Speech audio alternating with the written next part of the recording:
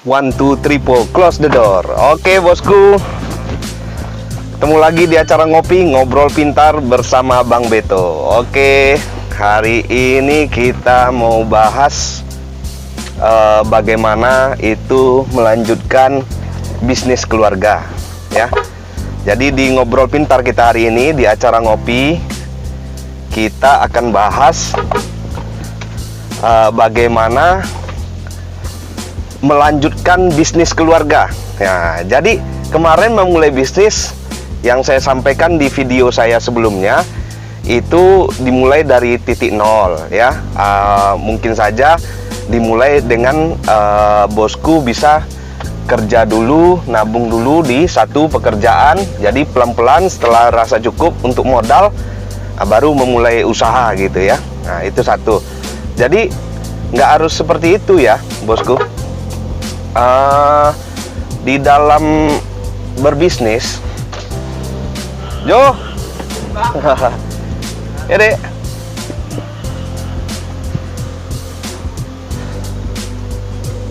Oke bosku, maaf tadi lagi kita menyapa warga kita yang lagi kerja bakti ya. Oke kita lanjut.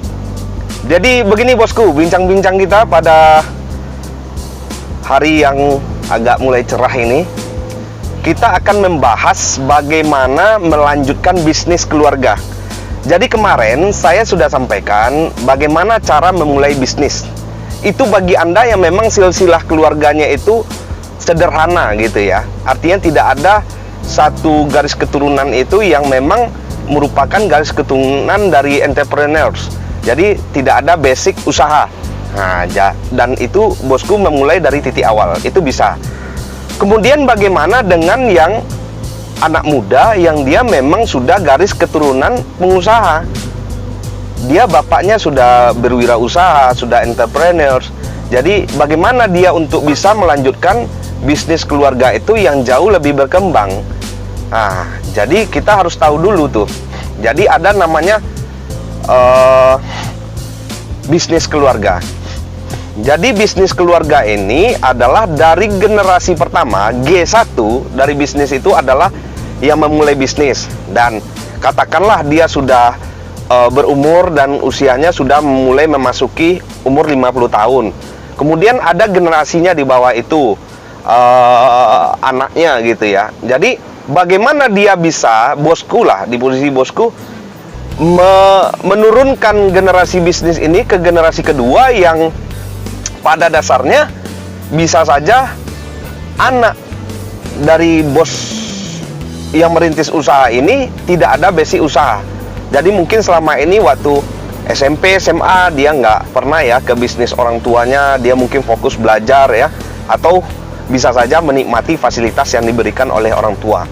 Nah tiba-tiba begitu dia tamat SMA misalnya, bisa saja ditentukan pilihan oleh orang tua ingin melanjutkan bisnis atau ingin kuliah gitu ya. Nah, di sini sering bosku kita mendengar suatu saat kita sering mendengar dulu waktu bapaknya jaya sekali tokonya itu. Dulu waktu zaman bapaknya masih ada itu jaya sekali. Sekarang pas di anaknya hancur usahanya. Sering kita mendengarkan itu. Nah, sekarang saya akan berikan sebuah motivasi baik bagi generasi pertama bagaimana menurunkan bisnis ke generasi kedua, dan juga untuk generasi kedua bagaimana melanjutkan bisnis keluarga, bisnis orang tua, dan itu harus lebih berkembang dan itu harus lebih canggih gitu. Nah, biasanya generasi kedua itu kan dia lebih milenial ya, dia lebih mengarahnya ke teknologi gitu. Nah, disinilah kita yang harus cermat. Di generasi pertama itu sudah disampaikan kepada generasi kedua, ke anak misalnya ya. Misal bosku sekarang sudah masuki usia 50 tahun dan anak sekarang sudah mau tamat SMA gitu ya. Nah disitulah ditekankan kepada anak, lihat basic anak ya. Apakah kelak dia nanti akan bisa meneruskan bisnis keluarga atau tidak? Kalau dia bisa, maka kasih dia dua kemungkinan ya. Begitu menjelang ujian akhir ataupun setelah ujian akhir di kelas 3 SMA, itu disampaikan, anak itu harus sudah dipanggil, dia pewaris dari usaha ini kelak gitu. Nah, dipanggil, nah, bisnis keluarga kita seperti ini. Dan dulu saya merintis bisnis ini dari nol, ya, susah payah. Nah, sekarang tergantung padamu, apakah kamu mau melanjutkan ini atau tidak. Katanya mau. Nah, pilihannya sekarang, kamu mau langsung tamat SMA ini langsung terjun, membayangi dulu, ikut ya dengan orang tua untuk mengetahui bagaimana nanti mengurus bisnis ini, atau kamu mau kuliah, misalnya bagiannya apa nih, misalnya bisnisnya tentang bisnis kelapa sawit misalnya, ya, perkebunan, berarti kamu harus kuliah ke Fakultas Pertanian, karena suatu saat kamu akan mengerti di sana bibit apa yang bagus, ya, di tanah bagaimana akan pengembangan bisnis, dan kamu tahu di bangku kuliah, oh, daerah yang bagus untuk nanam sawit itu misalnya kayak Pekanbaru, ya, Kalimantan, berarti pengembangan bisnis suatu saat harus ke sana.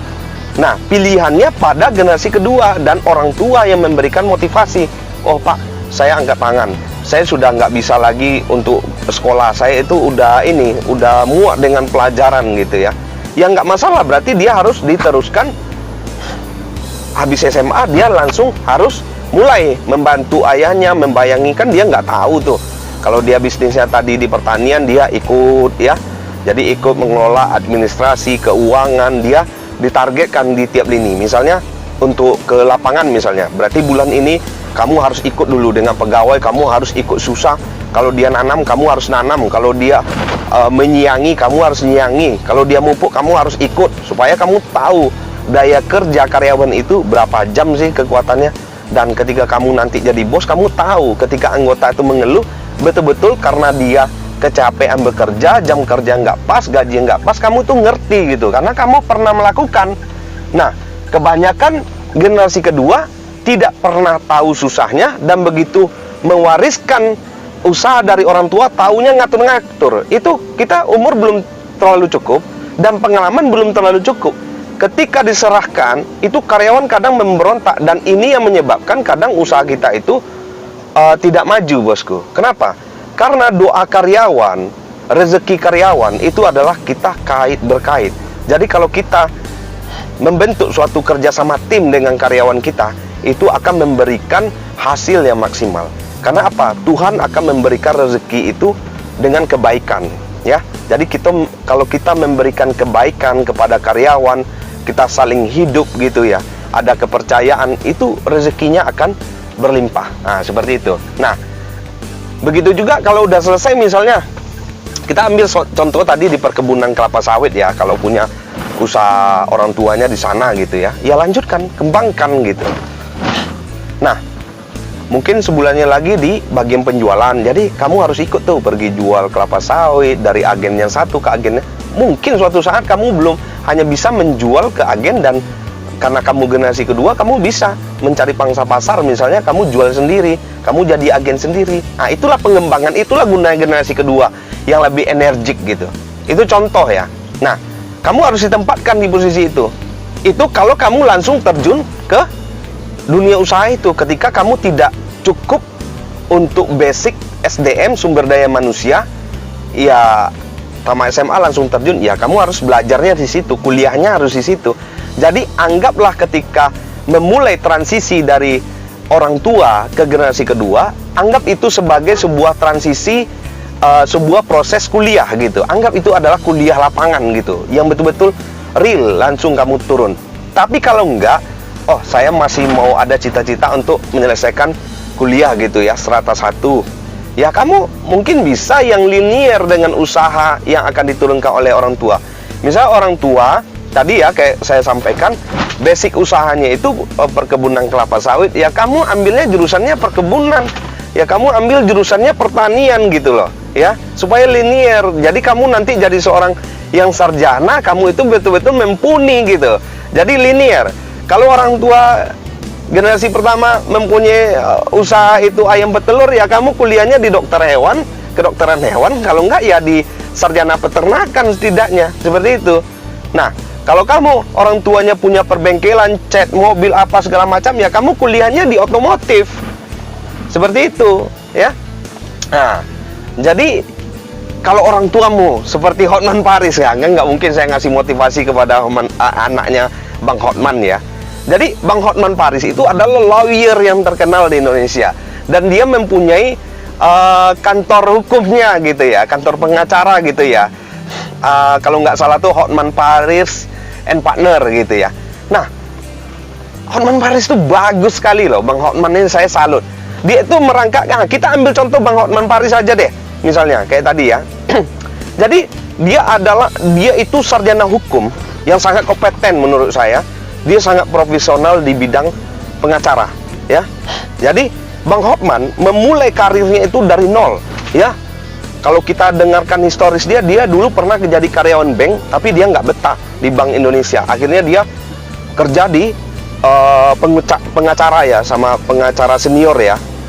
Nah, kemudian dia itu mencari jam terbangnya sampai ke Australia dengan pengacara internasional ya. Dia ikut memecahkan kasus-kasus internasional bersama kerjanya itu di kantor lawyer bapaknya Menteri Pendidikan sekarang, Nadiem Makarim ya. Nah, dia kerja di sana, dia dapat pengalaman. Nah, balik dia ke tanah air, dia jadi pengacaranya selebritis, pengacaranya pengusaha ya. Makanya sampai diberikan julukan pengacara si Raja Pilot ya. Pokoknya pengusaha yang pilot tuh cari deh Bang Hotman Paris, kelar itu semua kasus. Gitulah kira-kira. Dan Bang Hotman ini sangat pintar sekali bosku. 3 anaknya, 2 laki-laki, 1 borunya, anak perempuannya, itu dikuliahkan di Fakultas Hukum luar negeri, bosku. Coba bayangkan, dengan dia mempunyai harta kekayaan, kantor lawyer hukumnya yang hebat, dia mewarisi ke generasi keduanya itu, anaknya mumpuni di bidang hukum. Dan sekarang udah masa transisi tuh. Nah, sama juga dengan bisnis kelapa sawit, ataupun peternakan, ataupun hukum tadi ya. Saya kasih contoh, itu contoh. Nah, bagi sekarang bosku yang mempunyai usaha yang akan menurunkan ke generasi kedua, ke anak bosku, ini harus dicermati, harus linear. Kalau dia nggak ada niat untuk belajar lagi, sudah, jangan buang-buang waktu. Bawa dia ke tempat usaha, latih dia di sana. Memang harus keras, karena apa? SDM belum cukup. Jadi memang kuliahnya ya anggaplah di usaha itu tadi. Sampai sini ngerti ya bosku ya. Jadi transisi antara generasi pertama ke generasi kedua di dalam suatu bisnis keluarga itu harus ditentukan. Tapi kalau saya boleh menyarankan, dua-duanya bagus. Kalau dia tamat SMA langsung dia ikut di bisnis orang tuanya, dia anggap itu di bisnis keluarga tadi itu dia seperti kuliah. Jadi dia ikut sebagai karyawan, dia ikut sebagai keuangan di sana, ngatur distribusi gitu ya. Nah, dia sebetulnya sudah kuliah juga, tapi dalam bentuk yang real langsung. Dan keunggulannya juga ada, dia tidak membuang waktu dan tidak membuang umur yang harus dihabiskan di bangku kuliah. Yang memang kita dapat pengetahuan tuh di bangku kuliah, tapi kadang waktu hura-huranya juga lebih banyak, karena kita pun pernah kuliah, jadi kita tahu deh gitu ya. Apalagi kalau orang tua kita cukup uang. Kalau saya dulu nggak cukup uang, jadi saya fokusnya itu cari uang sambil kuliah gitu ya. Nah, dan kawan-kawan yang cukup uang dari orang tuanya kadang-kadang terlena, dan ini kadang-kadang meleset nanti dari tujuan utama. Nah, makanya kalau mau kuliah, fokus betul-betul kuliah itu untuk mencari SDM dan belajar di sana IT ya, atau belajar bahasa Inggrisnya juga diperdalam ya. Dan di sana bisa menyerap pengalaman-pengalaman para dosen atau senior-senior yang bekerja di luar negeri atau pabrik-pabrik besar. Nah, seperti itu. Misalnya Anda tadi keluarga orang tua mempunyai usaha perkebunan kelapa sawit, tentu Anda kalau kuliah, Anda kan punya senior tuh yang kerja misalnya di Musimas. Ya, Anda mungkin bisa magang di sana. Anda bisa tahu, oh bibit kelapa sawit itu gini ya.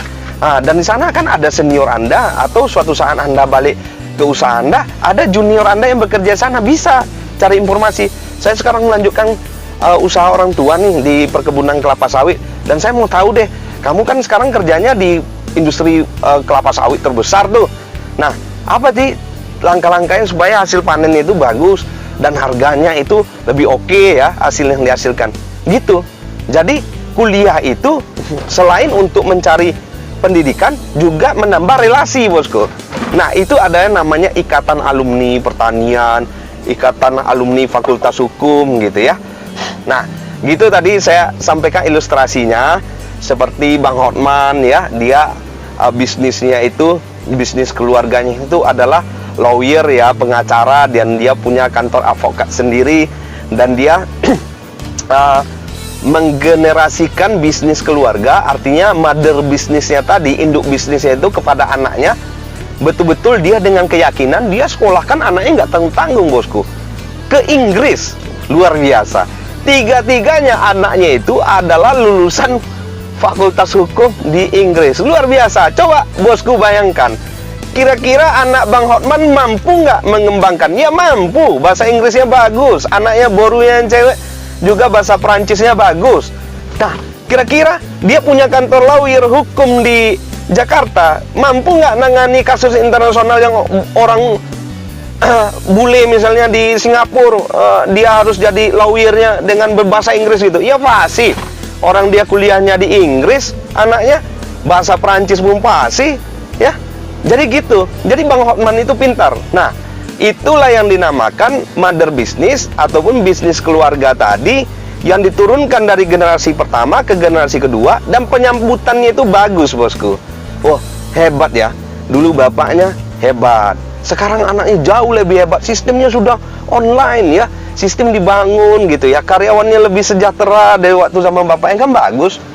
Dan jangan sampai terkesan kayak yang sering kita dengar dulu waktu bapaknya itu, dulu karyawannya bagus, yang mengabdi sekian tahun itu dihargai ya, tapi pas sampai di anaknya ambiar semua, karyawannya berlarian ya, manajemennya nggak karuan, kan sayang ya. Jadi pilihannya pada bosku yang ingin mentransisikan bisnis keluarga dari generasi pertama ke generasi kedua, bisa dengan dua konsep yang tadi ya. Wariskan usaha keluarga itu kepada generasi bosku, generasi kedua, anak itu bisa melalui dia tamat SMA sudah. Kalau dia nggak mau belajar lagi, kamu sekarang deh belajarnya langsung deh di usaha bapak gitu ya. Atau kalau dia, saya masih mau kuliah gitu ya, ya nggak apa-apa, kamu kuliahnya harus linear gitu ya. Jangan nanti kamu kuliahnya nggak nyambung gitu. Jadi bisnismu perkebunan, kamu kuliahnya di sastra budaya, kan nggak nyambung ya. Jadi kan sayang gitu. Jadi linearkan, seimbangkan gitu. Kalau bisnis keluarganya sarjana hukum, ya kamu ya harus sarjana hukum dong, kayak Bang Hotman tadi gitu. Itu ilustrasinya seperti itu bosku. Jadi antara orang tua dan anak itu penyambutan bisnisnya pas. Nah, kenapa cukup sumber daya manusia untuk menurunkan bisnis itu? Karena zaman berkembang bosku, bentuk bisnis pun berkembang. Dulu waktu orang tuanya mungkin dia dapat suatu momen yang berkembang, tapi kalau dia nggak ikuti arus perubahan zaman, itu juga ambiar ya. Salah contohnya misalnya seperti ini. Dulu bapaknya itu jualan grosir baju tuh ya, jualan buka toko gitu.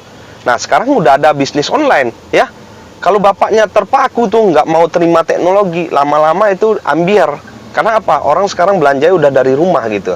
Jadi ketika anaknya tadi kuliah ataupun dia sekolahnya lebih tinggi, dan dia cukup untuk mengetahui bagaimana sih, saya udah ada modal dari orang tua, dan saya ingin terjun ke dunia digital ini untuk meningkatkan bisnis keluarga. Itu salah satunya. Itulah gunanya sekolah ya.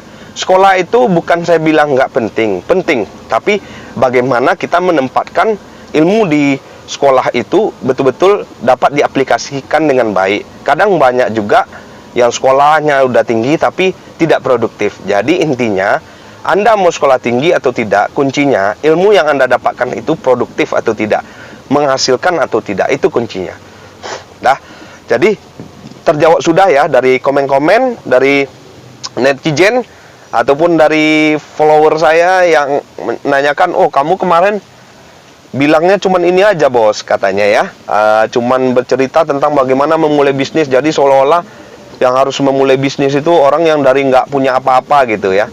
Jadi nggak adil juga. Jadi bagaimana kalau bapak saya udah punya bisnis terus saya melanjutkan usaha bapak atau mau bikin usaha baru gitu ya. Kalau saran saya, lanjutkan, kan sayang ya, memulai itu nggak gampang loh ya.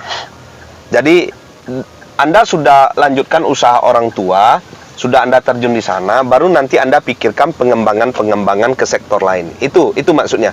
Jangan mengambil resiko dulu dan bermainlah secara safety gitu ya.